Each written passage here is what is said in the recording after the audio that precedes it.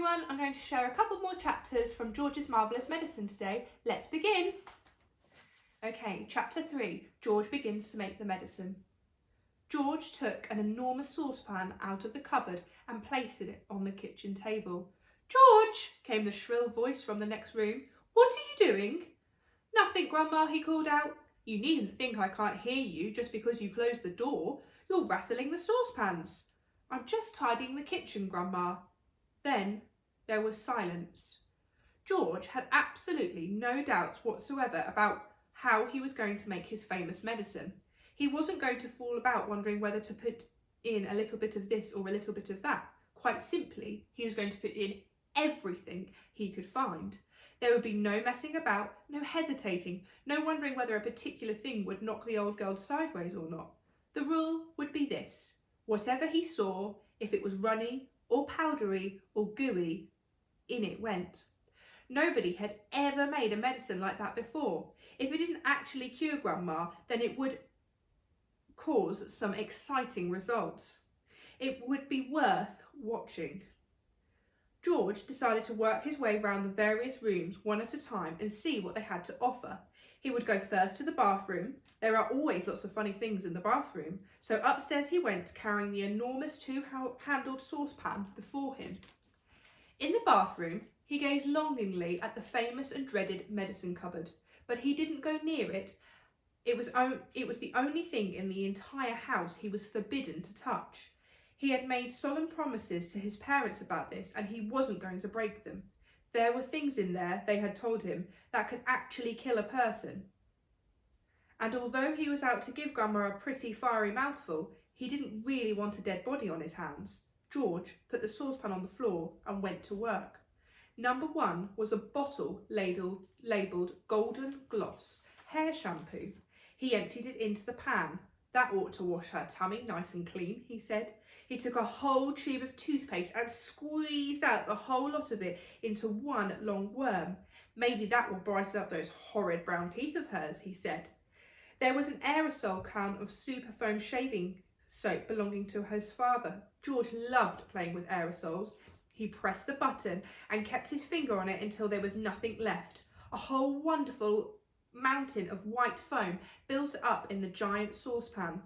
With his fingers, he scooped out the contents of a jar of vitamin-enriched face cream. In went a small bottle of scarlet nail varnish. "If the toothpaste doesn't clean her teeth," George said, "then this will paint them as red as roses." He found another jar of creamy stuff labelled hair remover. "Smear it on your legs," it said, and allow to remain for 5 minutes. George tipped it all into the saucepan. There was a bottle with yellow stuff inside it called Dishworth's famous dandruff cure. In it went. There was something called Brilliant for cleaning false teeth. It was a white powder. In that went too.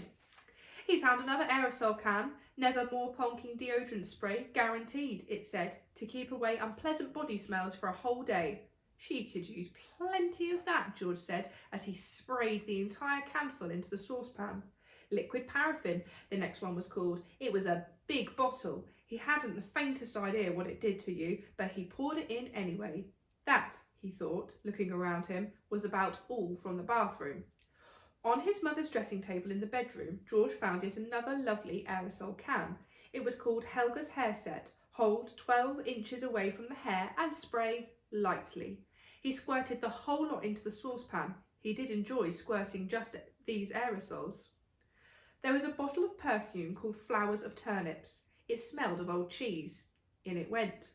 And in, too, went a large round box of powder. It was called Pink Plaster. There was a powder puff on top, and he threw that in as well, just for luck. He found a couple of lipsticks. He pulled the greasy red things out of their cases and added them to the mixture. The bedroom had nothing more to offer, so George carried the enormous saucepan downstairs again and trotted into the laundry room, where the shelves were full of all kinds of household items. The first one he took down was a large box of super white for automatic washing machines.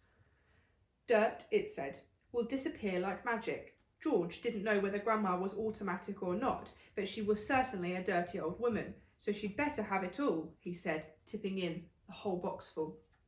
Then there was a big tin of Waxwell floor polish.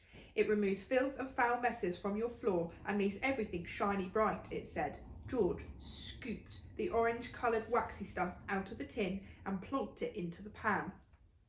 There was a round cardboard carton labelled flea powder for dogs. Keep well away from the dog's food, it said, because this powder, if eaten, will make the dog explode. Good, said George, pouring it in the saucepan. He found a box of canary seed on the shelf. Perhaps it'll make the old bird sing, he said, and in it went. Next, George explored the box with the shoe cleaning materials, brushes and tins and dusters. Well, now, he thought, Grandma's medicine is brown, so my medicine must also be brown, or she'll smell a rat. The way to colour it, he decided, would be with brown shoe polish. The large tin he chose was labelled dark tan. Splendid! He scooped it all out with an old spoon and plopped it into the pan. He would stir it up later. On his way back to the kitchen, George saw a bottle of gin standing on the sideboard. Grandma was very fond of gin. She was allowed to have a little nip of it every evening. Now he would give her a treat. He would pour in the whole bottle. He did. Back in the kitchen, George put the huge saucepan on the table and went over to the cupboard that served as a larder. The shelves were bulging with bottles and jars of every sort. He chose the following and emptied them one by one into the saucepan. A tin of curry powder, a tin of mustard, a bottle of extra hot chili sauce, a tin of black peppercorns, a bottle of horseradish sauce. There, he said aloud, that should do it. George, came the screechy voice from the next room. Who are you talking to in there? What are you up to? Nothing, Grandma, absolutely nothing, he called back. Is it time for my medicine yet? No, Grandma, not for about half an hour. Well, just see you don't forget it. I won't, Grandma, George answered. I promise I won't. Okay, chapter 4, Animal Pills. At this point, George suddenly had an extra good wheeze. Although the medicine cupboard in the house was forbidden ground, what about the medicines his father kept on the shelf in the shed next to the hen house? The animal medicines. What about those? Nobody had ever told him he mustn't touch them. Let's face it, George said to himself, hairspray and shaving cream and shoe polish are all very well, and they will no doubt cause some splendid explosions inside the old geezer, but what the magic mixture now needs is a touch of the real stuff. Real pills and real tonics to give it punch and muscle. George picked up the heavy 3/4 full saucepan and carried it out of the back door. He crossed the farmyard and headed straight for the shed alongside the hen house. He knew his father wouldn't be there. He was out haymaking in one of the meadows. George entered the dusty old shed and put the saucepan on the bench. Then he looked up at the medicine shelf. There were 5 bottles there. 2 were full of pills, 2 were full of runny stuff, and 1 was full of powder. I'll use them all, George said. Grandma needs them. Boy, does she need them. The first bottle he took down contained an orange-coloured powder. The label said, for chickens with foul pest, hen gripe, sore beaks, gammy legs, egg trouble, broodiness or loss of feathers. Mix 1 spoonful only with each bucket of feed. Well, George said aloud to himself as he tipped in the whole bottle full, the old bird won't be losing any feathers after she's had a dose of this. The next bottle he took down had about 500 gigantic purple pills in it. For horses with hoarse throats, it said on the label. The horse-throated horse should suck 1 pill twice a day. Grandma may not have a hoarse throat, George said, but she's certainly got a sharp tongue. Maybe they'll cure that instead. Into the saucepan went the 500 gigantic purple pills. Then there was a bottle of thick yellowish liquid for cows, bulls and bullocks. The label said, will cure cowpox, cowmang, crumpled horns, bad breath in bulls, earache, toothache, headache, hoofaache, tailaache and sore udders. That grumpy old cow in the living room has every one of those rotten illnesses, George said. She'll need it all. With a slop and a gurgle, the yellow liquid splashed into the now nearly full saucepan. The next bottle contained a brilliant red liquid. Sheep dip, it said on the label, for sheep with sheep rot and for getting rid of ticks and fleas. Mix 1 spoonful in 1 gallon of water and slosh it over the sheep. Caution, do not make the mixture any stronger or the wool will fall out and the animal will be naked. By gum, said George, how I'd love to walk in and slosh it all over old Grandma and watch the ticks and fleas go jumping off her, but I can't, I mustn't, so she'll have to drink it instead. He poured the bright red medicine into the saucepan.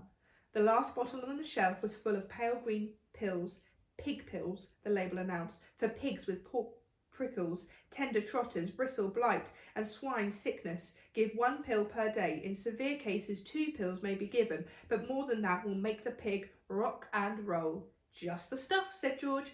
For that miserable old pig back there in the house, she'll need a very big dose. He tipped all the green pills, hundreds and hundreds of them, into the saucepan.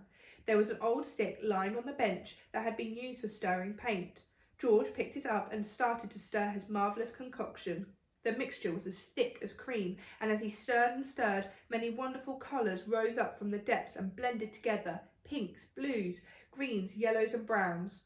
George went on stirring until it was all well mixed, but even so there were still hundreds of pills lying on the bottom that hadn't melted, and there was his mother's splendid powder puff floating on the surface. I shall have to boil it all up, George said. 1 good quick boil on the stove is all it needs, and with that he staggered back towards the house with the enormous heavy saucepan. On the way he passed the garage, so he went in to see if he could find any other interesting things.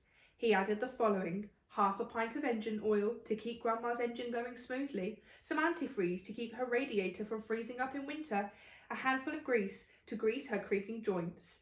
Then back to the kitchen. Okay, the next chapter is the cook up, and we'll share that next week. Bye!